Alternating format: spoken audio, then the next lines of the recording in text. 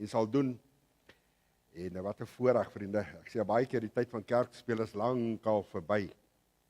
Dit gaan om in hierdie persoonlike verhouding met die Here Jesus te kom, om hierdie boek Levitikus daag my hart uit. Ek raak al hoe meer vas by sekere teksverse, maar dat hy ons geroep het. Hy roep ons om gemeenskap met hom te kan hê, om intiem met hom te kan verkeer. En mag dit die kenmerk van hierdie Pinkster wees, dat daar so 'n begeerte in jou hart sal ontstaan om te sê, Here, nie net bolangs nie, maar in diepte. En dis wat ek graag vir u wil leer. Maar kom ons sit net so, en weer eens in die geloof kom u, en u sê, Here, ek trek vanaand die kringkie om my, ek gaan vanaand nog nader kom aan die hart.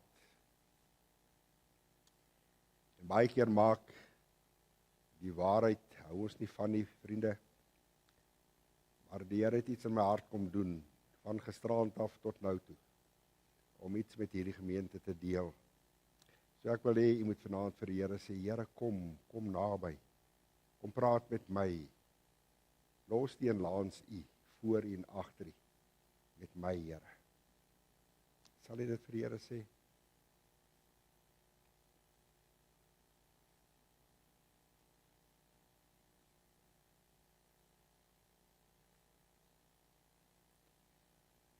Here, daar in Johannes 12, kom die disippels, kom die Grieke na die disippels toe, na Filippus toe. En hulle het net een versoek gehad. Ek staan my so baie keer die prentjie voor, daar is 'n geklop aan die voordeur. En Filippus maak hierdie deur oop en hier staan die Grieke. Hy vra, wat kan ek doen? En hy sê, my Heer, ons wil Jesus graag sien. My Heer, ons wil Jesus graag sien. En nog steeds is dit vanaand ons hartsbegeerte, en is dit nog steeds iemand wat hier sit, sy hartsverlange, my Heer, ek wil Jesus graag sien. Ek wil hom ervaar. Ek wil hê hy moet naby kom. Soos ou Maria van ouds, daar by die graf in Johannes hoofstuk 20, toe Jesus homself aan haar kom openbaar het. Net aan haar. Nie aan die ander disippels nie, net aan haar. Omdat sy moeite gedoen het. Omdat sy tyd geneem het om hom te soek. Net omdat sy hom gaan soek het. En nog steeds is dit die kenmerk. Jesus openbaar homself aan daardie man, aan daardie vrou, aan daardie individu wat hom soek. Hom soek met hulle hele hart. Here, ons wil vanaand vir u sê niks minder nie. Ons wil ook hê dat u uself vanaand aan ons sal kom openbaar. Here, in hierdie Pinkster wil ek bid dat u alle mombakkies sal wegneem, alle maskers waar agter ons skuil sal wegneem, en dat u sal deurbreek, Here, en dat u sal kom en dat u verheerlik sal word, ook vanaand, wanneer ons na hierdie een deel van hierdie groot offer gaan kyk, wil ek kom bid, Heilige Gees van God, kom u, kom praat met ons, kom lê u vinger, soos ons dit lees daar in Daniël hoofstuk 5. Terwyl daar die partytjie aan die gang was, het God se vinger teen die muur verskyn. En Here, as u vinger vanaand teen hierdie kerkgebou se mure moet verskyn, wat sal u skryf? Soos in die geval, jy is op my weegskaal geplaas en jy's te lig bevind. Verskriklike woorde, wanneer God dit sê, jy is op die skaal, op my weegskaal geplaas, maar jy is te lig bevind. En hy help ons, dat wanneer ons u woord hoor vanaand, dat ons sal reageer, gou sal wees om te reageer op dit wat U vir ons wil sê. Ek bid dit in Jesus se wonderlike naam alleen. Amen. Nou vriende, baie keer dan is dit een rigting van vooraf, dan is dit net boodskap en nog 'n boodskap. Miskien het die Here al gisteroggend iets met U gedeel of iets met U vir U oopgebreek en miskien wil U vanaand net daaroor getuig, net sê. Dit is belangrik om hier vrymoedigheid te neem om te getuig of te sê, die Here het met my gepraat of die Here het gesê ek moet dit doen. Dinge gaan regmaak of so, nê. As jy hier vrymoedigheid kan hê, wil ek vir U sê jy sal vrymoedigheid daar buitekant hê. En dis die kenmerk van Handelinge 1. Die uitstorting van die Heilige Gees, hulle het vrymoedigheid gehad om te kan getuig oor die groot weldade. Hoor wat sê Handelinge 2. Waaroor het hulle getuig oor die groot weldade wat die Here aan hulle siele gedoen het.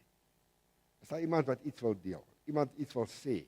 Net oor wat jy al gister gehoor het oor die offers, 'n geweldige groot wye onderwerp wat ek probeer inwerk, maar ek moet vir die sê, ek dink jy gaan deurkom nie. Nog iemand? Is daar iemand?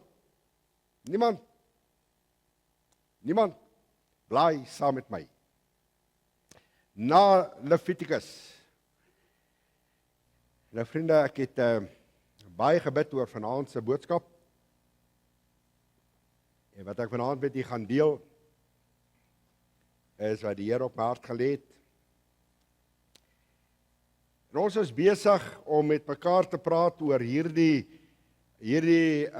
onderwerp in die boek Levitikus, die groot die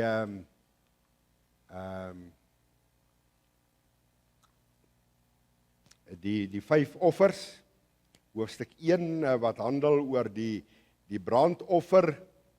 En ons het gisteroggend al begin daarso en nog steeds het ek vasgehaak by hierdie gedeelte en het ons 'n paar dinge geleer. Nou ek hoop jy onthou dit.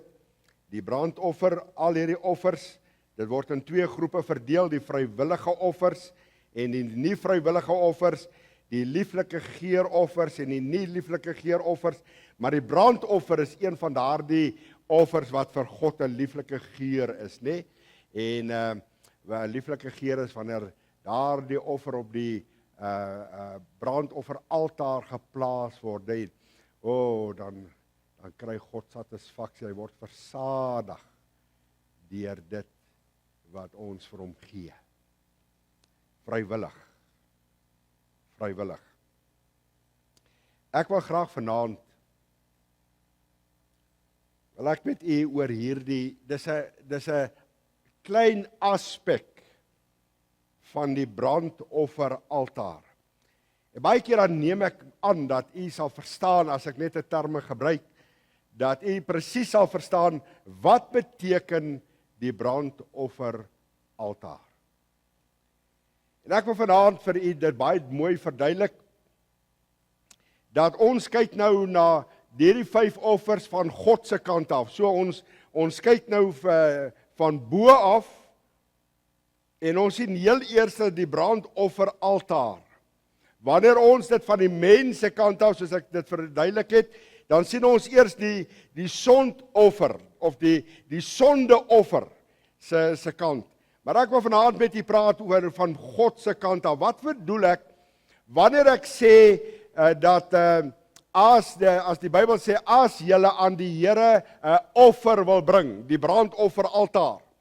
Nou, gister het ek dit verduidelik dat Jesus was die grootste offer, en al 5 hierdie offers word saamgevat in een offer in Jesaja 53, wat dan duidelik verwys na die persoon Jesus Christus. So, ek wil vanaand met die gedagte kom en met u praat, want ek het vir u gister dit telke male gesê, die offeraar, dis die persoon wat die offer wil bring. Hy kom, en die Bybel sê in Levitikus 1, dat hy kom staan hier by die brandofferaltaar. Sy verantwoordelikheid is om sy offer te bring na die brandofferaltaar toe. Die priester se werk is nadat hy die offer opgesny het, word die kopgedeelte eers geplaas en dan word die vetgedeelte geplaas en dan word die binnegoed gedeelte geplaas en heel laaste dan die pote gedeelte. So dis die volgorde waarin die priester, so let mooi op, die priester is die persoon wat Jesus Christus voorstel. Maar die offeraar, ek en jy, het die verantwoordelikheid om ons offer te bring tot hier.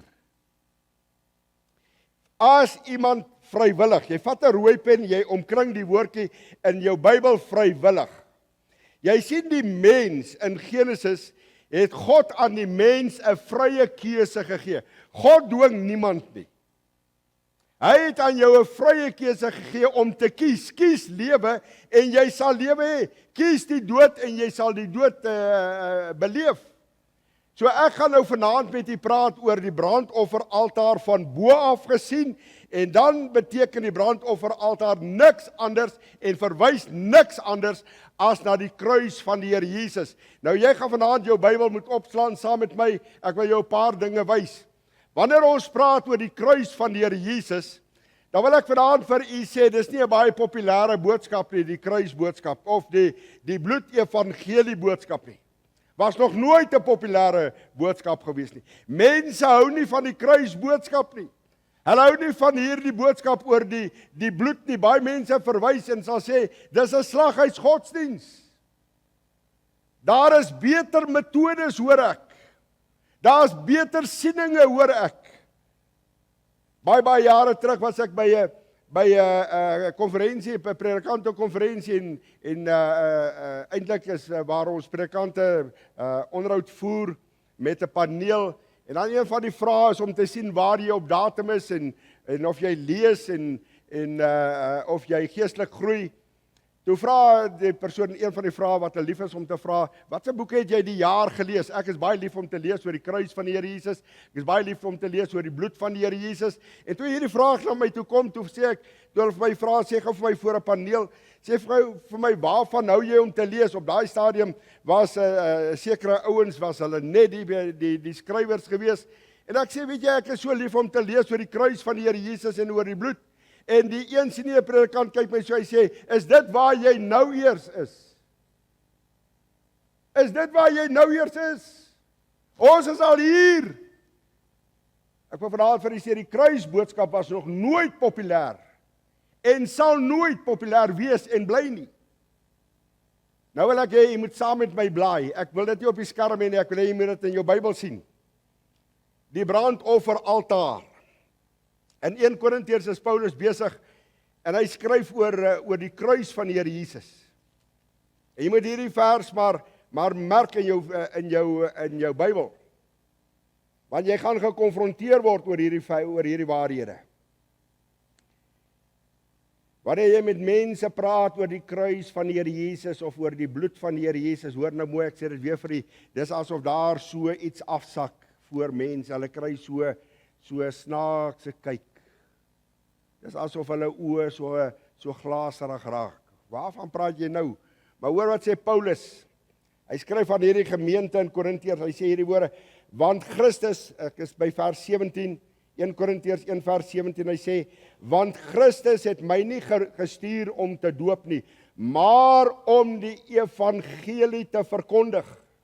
Nie met wysheid van woorde nie, sodat die kruis, hoor nou mooi, sodat die kruis van Christus nie verydel mag word nie, hoor nou mooi, want die woord van die kruis is wel dwaasheid vir die wat verlore gaan. Dwaasheid. Wanneer laas het u gehoor dat mense praat oor die kruis van die Here Jesus, oor hierdie brandoffer? Hierdie altaar, die kruis. Maar is dwaasheid vir die wat verlore gaan, maar vir ons wat gered word, is dit die krag van God. Die een Engelse vertaling gebruik vir hierdie woordjie dwaasheid, foolish. Dis dwaasheid. Foolish. Om daar te praat. Maar Paulus sê die kruis is die krag van God vir elkeen wat gered word. Hy gaan aan en skryf hy daar in Galasiërs 5 vers 11. Skryf Paulus aan hierdie gemeente in Galate en hy skryf oor dieselfde. Dan sê hy hierdie woorde. Hy sê in een vertaling, hy sê vir sommige mense is die kruis van Jesus 'n struikelblok. Kan ek vanaand gou vir jou ietsie wys? Het jy dit geweet dat in die oorspronklike taal beteken die woordjie struikelblok? Daar's hy. Daar's die Griekse woord. Maar daai woordjie beteken om iemand te pootjie. Kan ek vanaand vir jou dit so sê? Die boodskap van die kruis van Jesus Christus het nog deur al die jare tot vanaand toe mense en baie mense gepootjie. Jy sien dit wanneer jy met mense praat oor Jesus Christus. Jy sien wanneer jy met mense praat oor die kruis van die Here Jesus of oor die bloedevangelie. Dis 'n struikelblok. Jy pootjie daai persoon. Of vanaand vir u in my boodskap 'n paar illustrasies noem om dit vir u duidelik te maak. Ek doen hospitaalbesoek en ek kom in 'n kamer waar 2 persone lê. En die een persoon toe ek inkom, toe lyk hy vir my baie bekend en ek stel my dadelik voor af. Hy stel hom eers voor en ek vra vir hom die vraag. Ek sê en nou hoekom lê u hierso? Hy vertel vir my hierdie verhaal. Hy sê is nou al 10 dae. Hy was al in die intensiewe eenheid gewees. En toe is hy uitgestoot en hy lê hier, maar hy's nie van Kimberley gewees nie. En ek is so bly en hy vertel my sy verhaal en ek sê, "Haai, die Here het jou nou 'n tweede kans gegee. Is dit nie wonderlik nie? Jy kon dood gewees het. Eintlik moes jy dood gewees het." En so begin die geestelike gesprek en ek gee vir hom die boekie net een tree. Ek sê vir hom, weet jy wat, want ek het nou al geleer om nie mense te druk nie. So ek gee vir hom die boekie net een tree, die evangelie. Ek sê vir my, gaan later terugkom na u toe, lees hom. Op daai stadium lui sy foon en maar die persoon wat by hom in die kamer was, het die gesprek gehoor, die geestelike gesprek, hoe ek met hom praat oor die Here Jesus. En sy foon lui en dis so sy vrou. En ek sê vir hom, vat hierdie boekie, dan lees jy hom, ek kom weer 'n bietjie later 'n draaitjie maak. In daai selfde kamer lê daar iemand en die oomblik toe ek met hom begin praat, is hy so begeerig. En ek het die voorreg om daai man na die Here Jesus toe te lei. So gaan ek die middag terug en ek speel 'n bietjie vir tyd. Ek sê vir Andy, jy weet 5 uur eet hulle gewoonlik en miskien gaan ek dit nou baie moeilik en ongemaklik vir die persoon maak as ek nou in etenstyd kom en ek speel vir tyd en ek besluit weer gaan 6 uur. En ek kom in die hospitaal in daai kamer ingestap. En ek is so opgewonde en ek dink, Here, vandag gaan U vir my hierdie vis gee. En ek het vir hom deur die dag gebid en ons het gebid, Here, red hierdie man se siel. Vanmôre het ek dit gesmaak, die Here het hierdie persoon gered, kragdadig het die lig van hom deurgebreek en ek het hom oor en oor seker gemaak, hierdie man van vanoggend, dat hy sekerheid, hy het 100% sekerheid. En ek kom by hierdie man, 6 uur, kan jy dit glo? Toe het hulle sy bord kos vir hom gebring. En ek wil met hom begin praat, hy sê vir my, kan ek net 'n warm bord kos vanaand geniet asseblief? Ek skielik so koud uit. Ek sê enige tyd, ek sal hier in die gang wag vir u kan klaarmaak. Maar solank jy eet, solank jy net 'n warm bord, en ek probeer alles, en hy vat daai boekie so, en hy sê vir my so terug, hy gee hom so in my hand, hy sê, vat my hierdie boekie terug. En wat 'n kerk is jy? Net so. Ek sê, meneer, dit gaan nie oor kerk nie. Dit gaan oor jou verhouding met die Here Jesus. O, die kruis van die Here Jesus. Pootjie mense, die oomblik as jy met hom praat oor Jesus Christus. Hy sê vir my op 'n stadium, weet jy met wie praat jy? En ek het sy naam onthou, ek sê, is dit nie dan die naam nie? So groot in homself. Ek sê, meneer, jy het Jesus nodig. Jy het Jesus. Ek sê vir hom, vat hierdie boekie, dan gee hom vir jou vrou. Sy het ook Jesus nodig. En daar het ons paai geskei. Hoor gou mooi. Die boodskap van die kruis, as dit kom by die brandoffer, was nog altyd 'n struikelblok vir mense wat verlore gaan. Jy gee vir my 'n makliker manier. En weet jy, wanneer dit kom by die kruisboodskap, wanneer dit kom by hierdie brandofferaltaar, Wanneer dit kom by Jesus, hoor gou mooi, dan begin mense gryp na horings van altare. Kan dit nou vir jou verduidelik? Sien die horings van altare, daardie horings, kan ek dit gou vir jou weer terugneem? Daardie horings. Ek het gisteroggend vir u gesê, daardie horings word baie keer gebruik as die dier nie wil stil lê daar nie.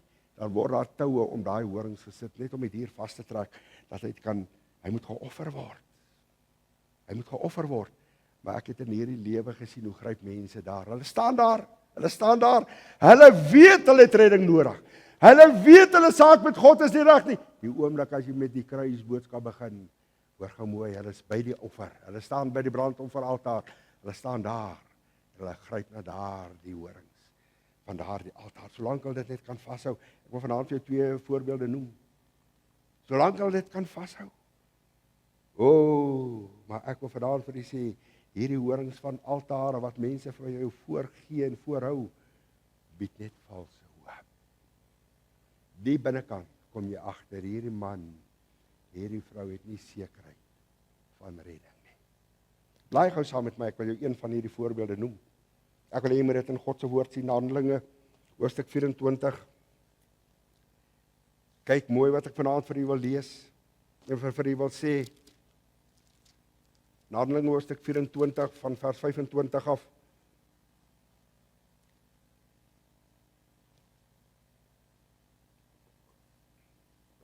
Paulus is besig, en hy staan daar voor 'n goewerneur, sy naam is Felix, en hoor nou mooi wat sê die Bybel. Maar toe Paulus spreek oor geregtigheid, en oor selfbeheersing, en oor die toekomstige oordeel, het Felix bang geword. Jy moet hierdie vers in jou Bybel onderstreep. Belangrike vers. Toe hy praat oor die geregtigheid, toe hy praat oor die komende oordeel, wanneer jy met mense praat oor die oordeelsdag, as jy met mense praat oor die wederkoms, daar's mense wat sê, dominee, moet nie met my daaroor praat nie, ook soos Felix, hulle word bang. Het Felix, hierdie goewerneur, baie bang geword en geantwoord, hoor gou mooi, gaan hierdie keer heen.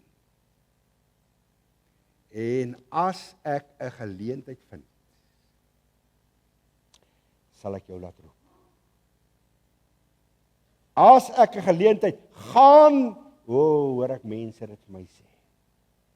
Gaan hierdie, dominee, ek sal vir jou bel. Maar gaan net hierdie keer heen. Hoor mooi. Vers 26, en tergelykertyd het hy ook gehoop. Hoor nou mooi. Dat geld aan hom deur Paulus sou gegee word om hom los te laat. Hoor hierdie vers B. Die B-gedeelte van hierdie vers. Daarom het hy hom ook dikwels laat haal en met hom gesprekke gehad. Sien jy dit in jou geestesoog?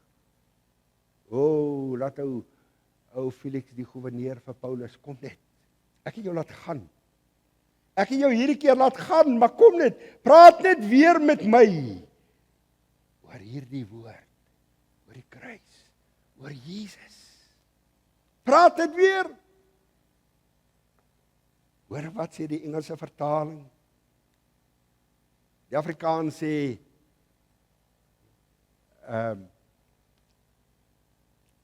hierin is by die volgende geskied. Hy sê, laat my net hierdie keer gaan hierdie keer. Hy sê, die Bybel sê, Agrippa het Paulus telke male teruggeroep. En hy sê, praat net weer met my. Hoor gou mooi, ek wil vanaand vir jou iets sê, dieselfde son wat botter sag maak klei hard. Daar kom 'n tyd wanneer 'n mens ontvanklik is vir die boodskap van die kruis. Daar's 'n tyd wanneer 'n mens ontvanklik is vir die evangelie van Jesus Christus. Nou, ek onthou en ek sien daai man, daai oomblik toe ek in die kamer instap, hy is so opgewonde en hy is so bly, die Here het hom 'n kans gegee. 'n tweede kans. As hy moes sterwe, hy sê vir my, waar sou ek gewees het? O, so ontvanklik, gaan hierdie keer heen. As jy wil Bybelstudie doen, dan vat jy hierdie hoofstuk, dan gaan kyk jy die redes, hoekom het hy hom laat gaan. Daar is omtrent 5-6 redes. Nie nou nie. Gaan, kyk nou mooi, kan ek jou iets wys? Ek wil julle vers 27 wys. Kyk hoe lank het dit geduur. Maar 2 jaar. 2 jaar. Vir 2 jaar het Paulus, Felix as hy sê, Paulus kom hier, het Paulus gegaan. Vir 2 jaar. Dan stap Paulus en hy praat met hom oor geregtigheid. Hy praat met hom oor die komende oordeel. O, hy raak bang. 2 jaar van uitstel.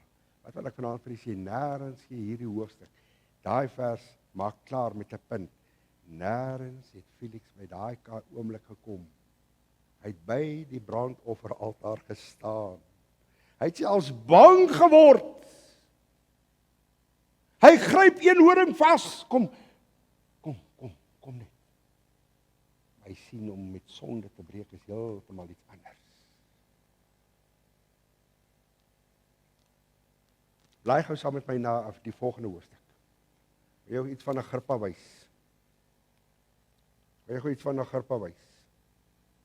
In Handelinge hoofstuk 26 vers 28 staan hierdie woorde.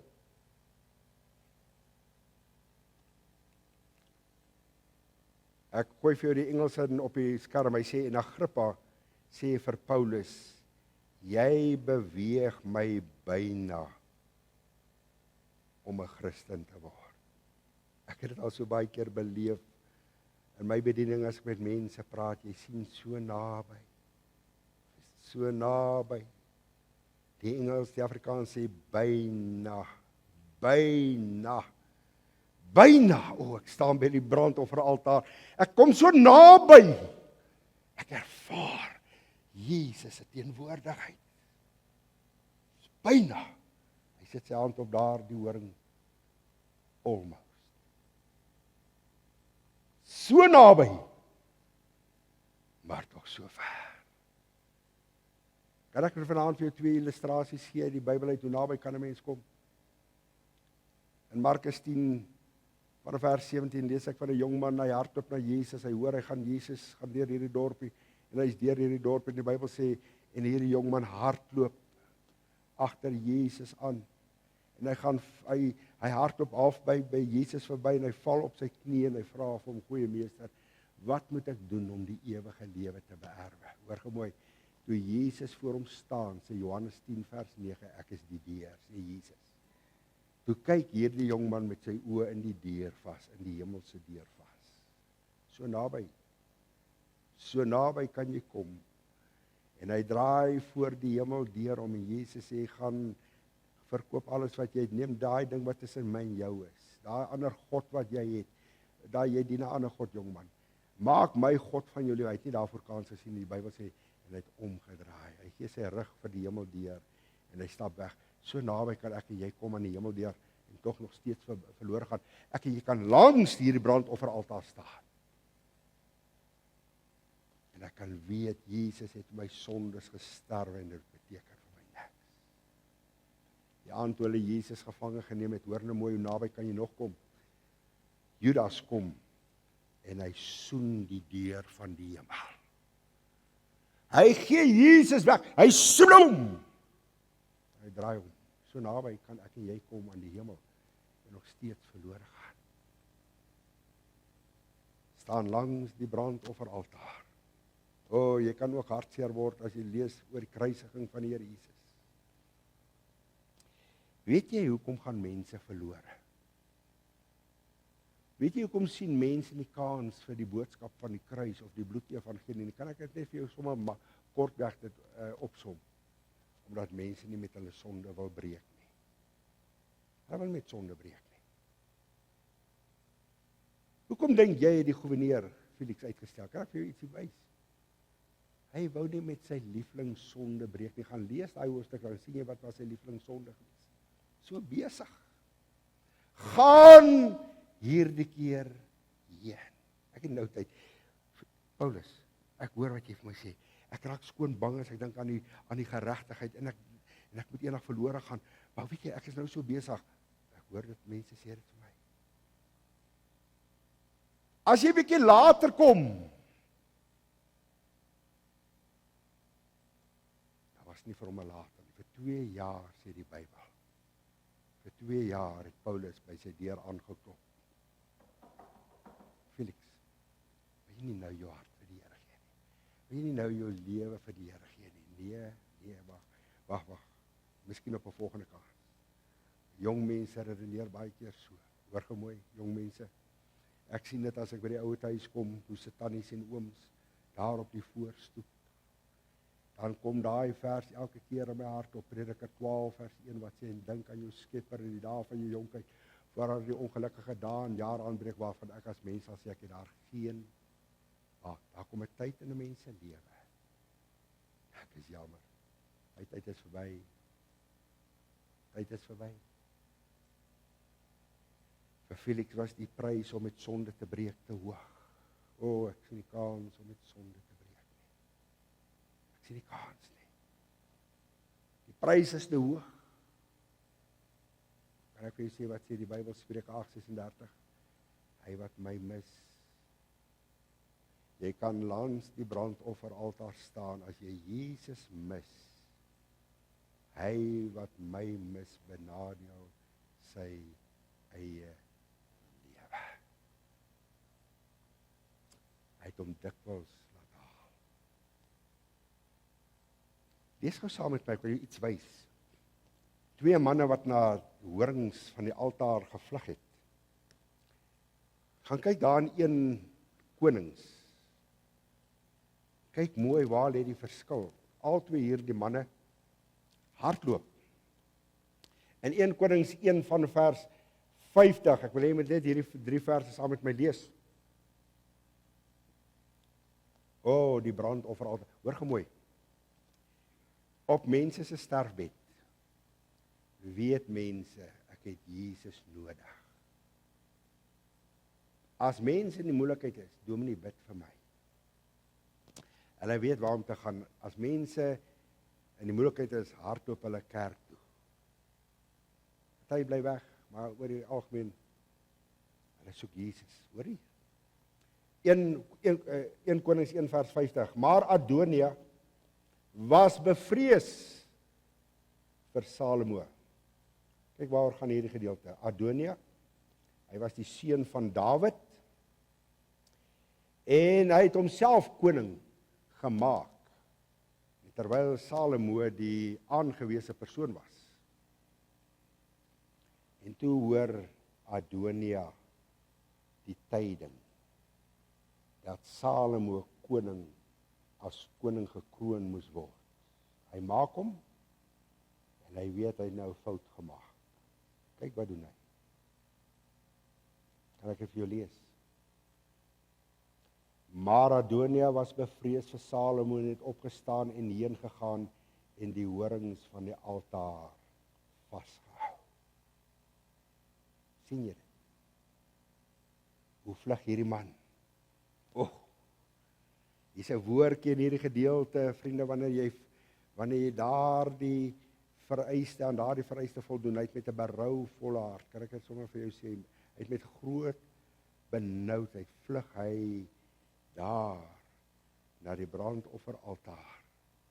As ek maar net betyds die horing van daardie altaar kan vashou. Here Jesus, ek is so jammer. Ek hoor hoe bid Adonia. Groot benoudheid, maar in sy hart. Hy hardloop met 'n berouvolle hart. Die Bybel sê, Dawid sê in Psalm 51, die Here sal 'n persoon wat 'n berouvolle hart nooit wegstoot nie. Hy kom, Here, ek is jammer. Ek is jammer. Ek is jammer. By daai brandofferaltaar ontvang hy vergifnis. Hy lees daai 3 verse en die Bybel eindig, hy sê, en sy lewe is gespaar.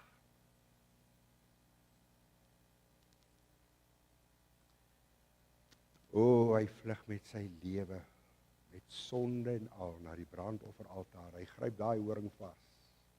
Hy sê, Here, ek los nie alvorens ek nie vergifnis ontvang het nie.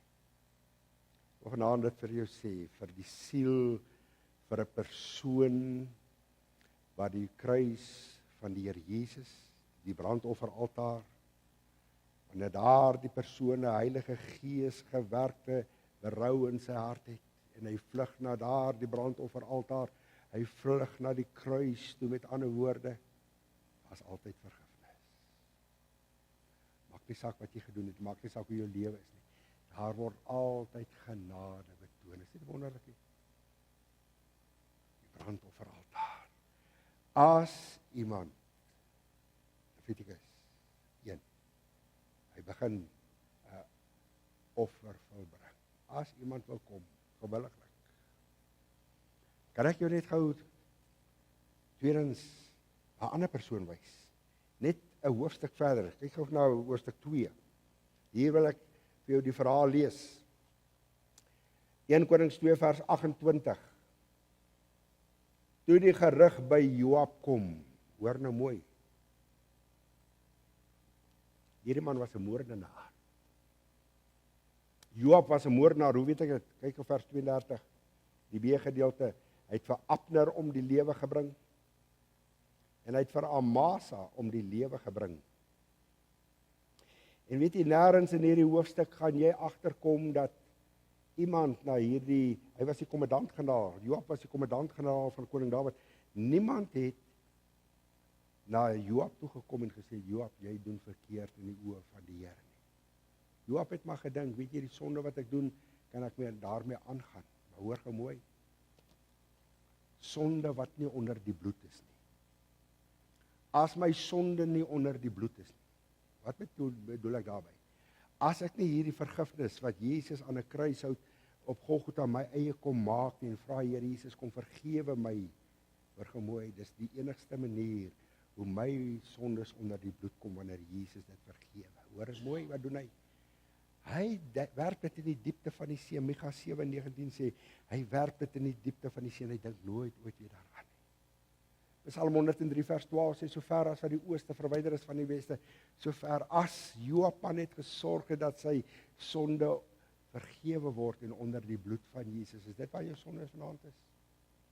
Of vanaand jy sê, jy beweeg op gevaarlike terrein as jou sonde nie onder die bloed van Jesus is nie.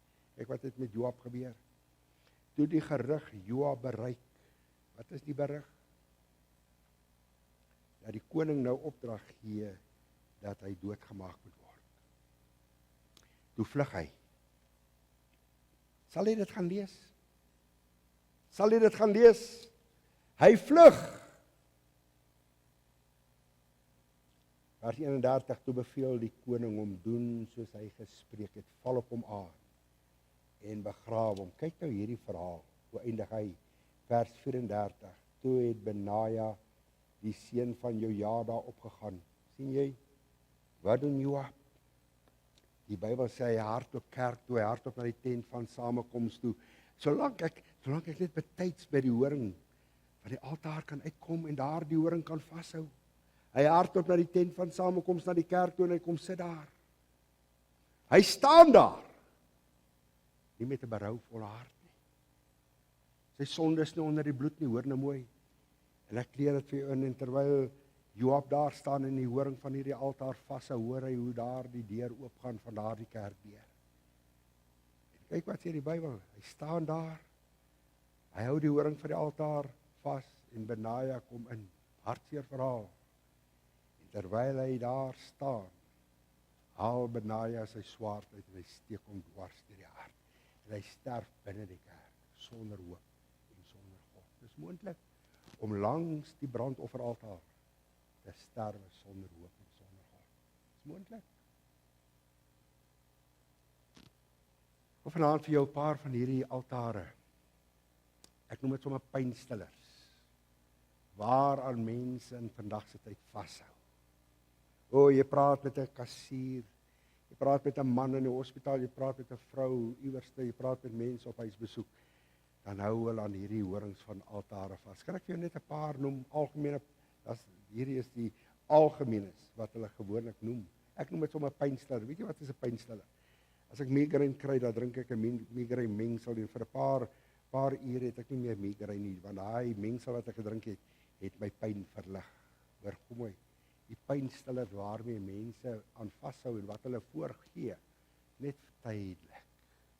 Ek wil vir jou sê, as die doodsengel beweeg het, of as mense siek word en hulle lê op 'n hospitaalbed en dit gaan tussen lewe en dood en jy vra vir meneer, sê vir my, is jy gereed om te sterf? Dan kom jy agter, hy was besig met 'n pynstiller dwars deur sy lewe. Hier is hulle.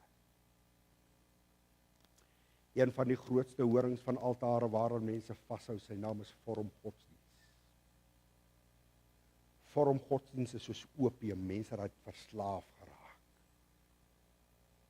Hulle staan by die brandofferaltaar. Ek glo ook. Wat glo jy? Nee, ek glo in Jesus.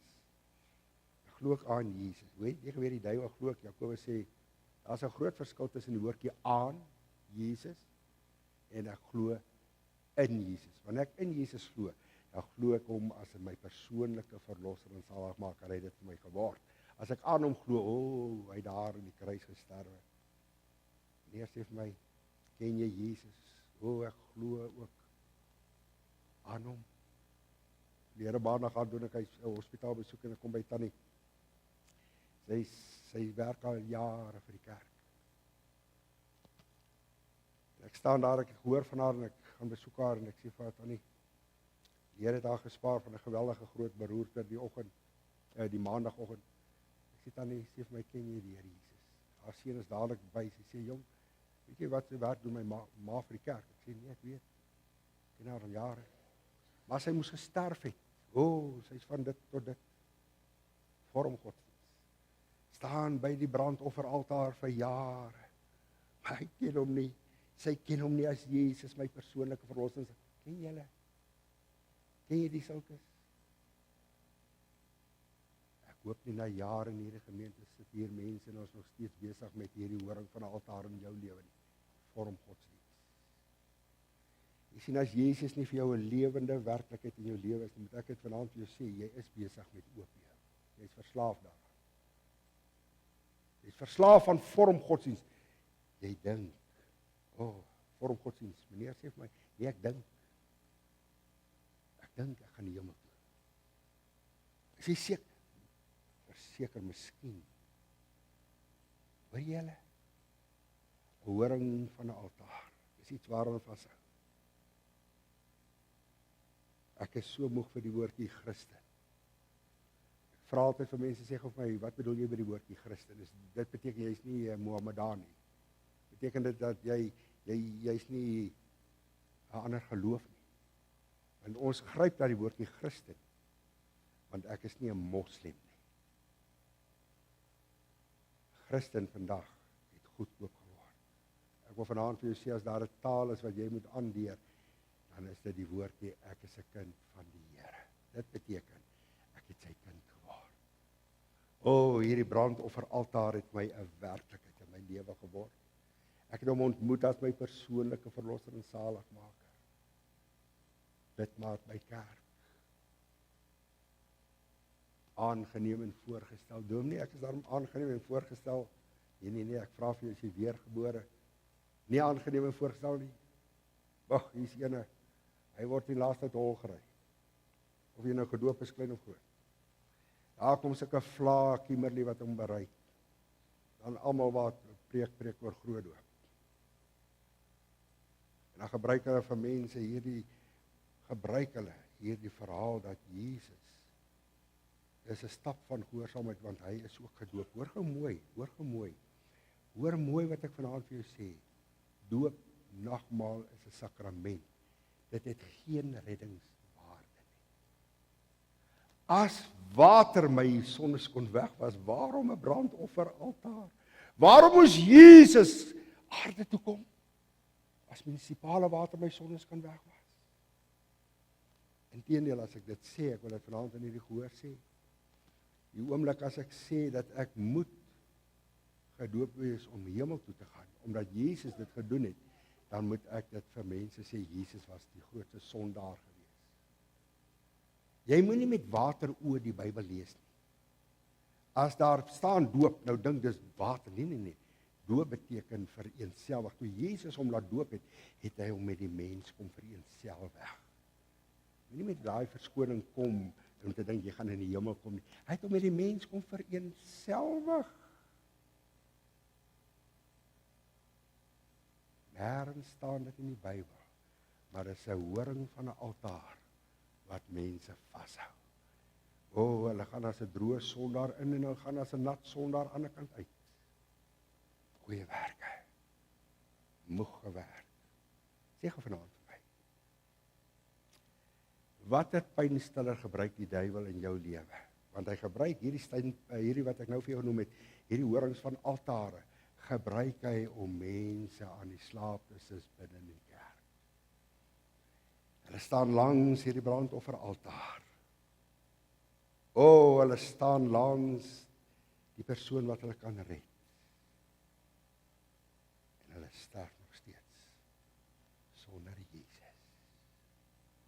Van God se kant afgekyk. Nommer 1 was die eerste offer, 'n brandoffer, altaar. En Joab kom en hy sterwe binne die tent van samekoms. Hoe naby kan jy kom staan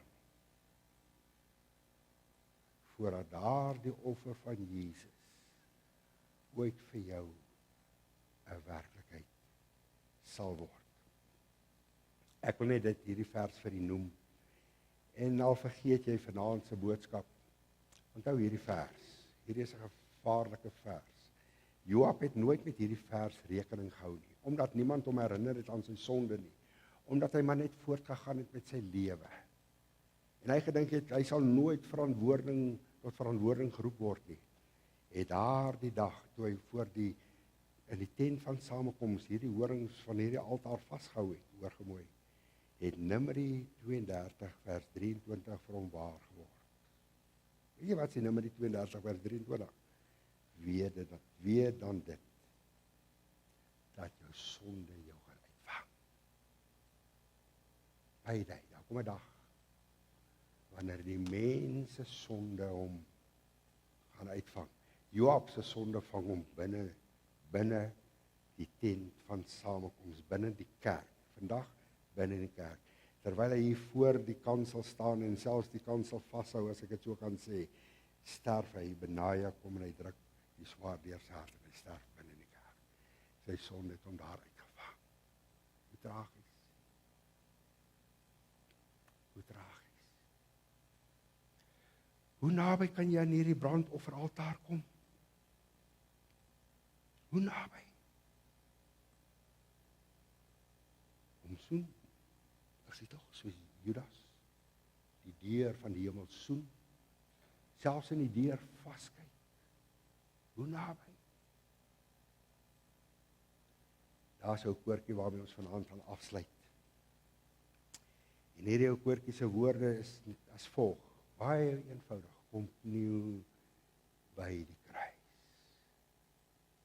Kom kniel by die kruis, want Jesus ontmoet jou daar. Wat gebeur as Jesus jou daar ontmoet? Wat gebeur wanneer ek by die brandofferaltaar kom en ek kom staan daar en ek kom met 'n berouvolle hart? Here, hier is ek. Jesus sal al jou sondes wegwas, hierdie ou koortjie. Al jou sondes wegwas. Wanneer? Wanneer? As ek langs die brandofferaltaar staan? Nee. As ek ernstig kom en ek sê, Here Jesus, ek is hier vanaand. Ek wil hê dat die brandofferaltaar vir my 'n werklikheid in my lewe sal word. Jesus, die kruis van Jesus, moet vir my werklikheid in my lewe word. Hy sal al jou sondes wegwas. Die oomblik, as ek en jy die geloof daar kom teen. Wonderlik om dit te weet nie. Die boodskap van die brandofferaltaar, die boodskap van die kruis, was nog altyd vir hulle wat verloor gaan, 'n struikelblok. Die kruis het mense, die boodskap van die kruis het mense nog altyd gepoei.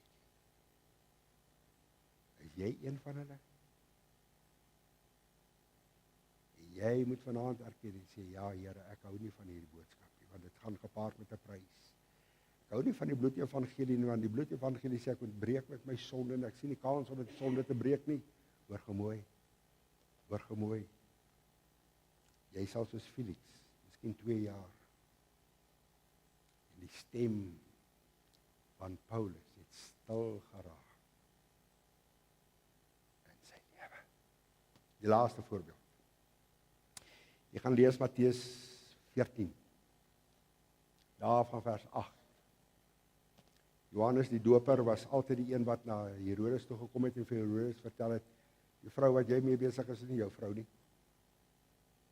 Hy het hom altyd herinner, Johannes die doper het vir Herodes herinner aan sy sondes. Altyd.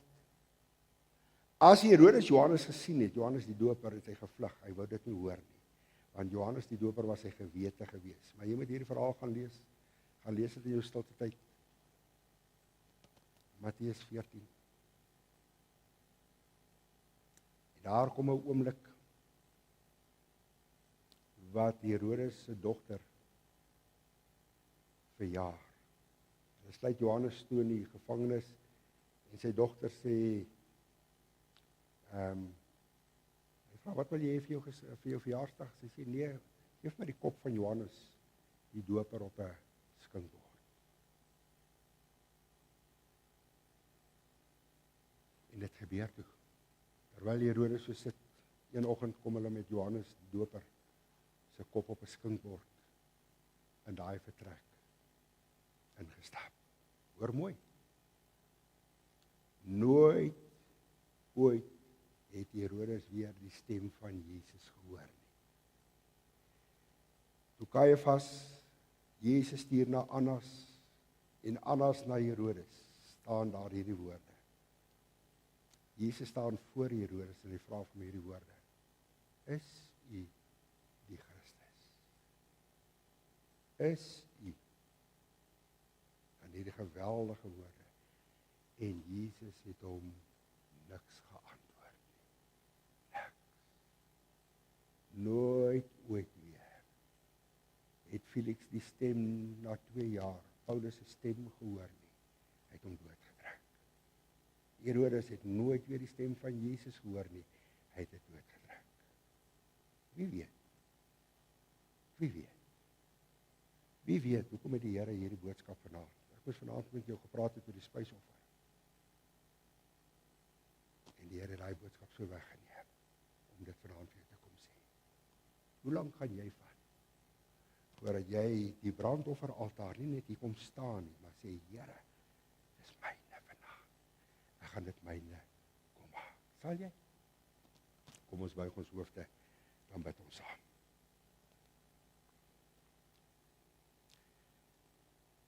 Ek gaan vanaand 'n bietjie langer tyd gee as gisterand. Die Here het met jou gepraat en ek kan sien van vooraf die Here is met jou besig. En ek wil hê jy moet stil raak. Ek weet as jy nou by die huis kom, is daar baie dinge wat jy moet doen. En jy het goeie voornemings om daar by die huis met die Here te gaan ontmoet, maar ek wil jou hier kans gee. Dit gaan al 'n rukkie stil te wees. As jy wil kniel by jou stoel, kniel. Maar as jy vir die Here iets wil sê, dan het jy nou die geleentheid om vanaand te sê, Here, ek hoor. Ek is een van hulle wat 'n horing van 'n altaar vashou. Jare al, Here. Ek dink dit het reddingswaarde, so dink ek. Maar vanaand hoor ek, hy wat die seun het die lewe. Hy wat hierdie brandofferaltaar syne maak. Om dit vir hom persoonlik toe-eien. Is hy wat veilig is. Ag, jy weet wat die Here vir jou gesê het. Sal jy met hom praat?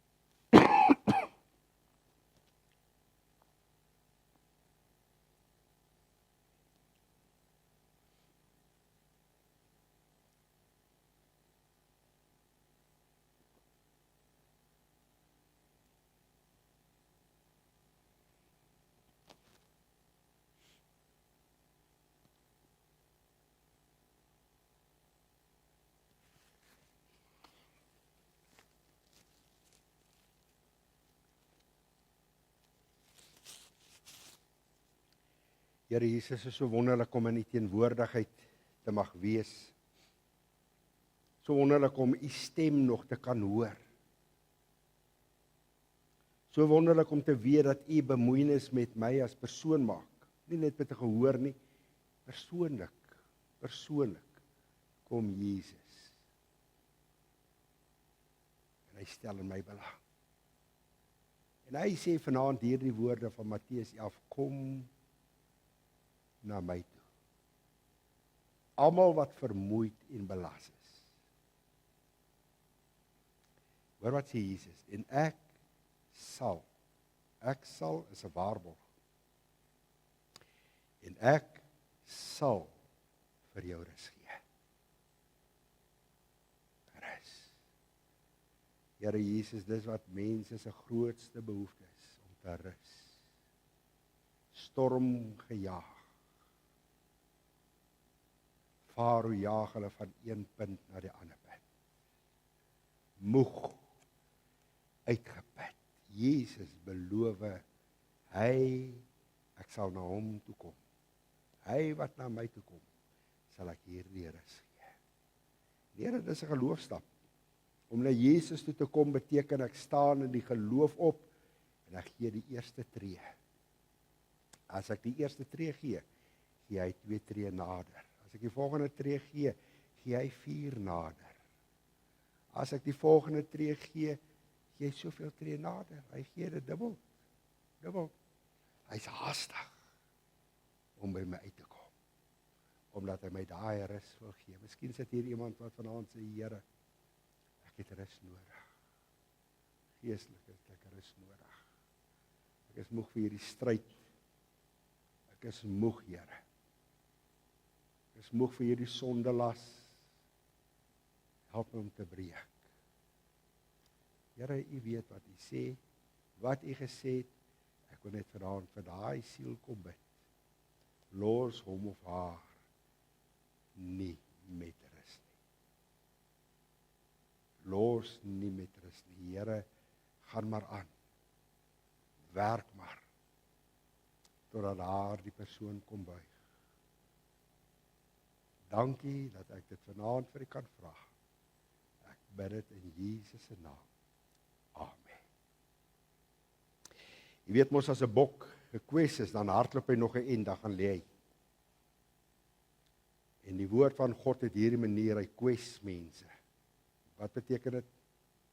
Jy weet God het gepraat. Maar ek bid, soos daai bok, dat jy sal gaan lê. Jy sal oorgee. Here, ek hoor en ek het hierdie stryd, maar help my dat jy sal oorgee aan Jesus. Staan saam met my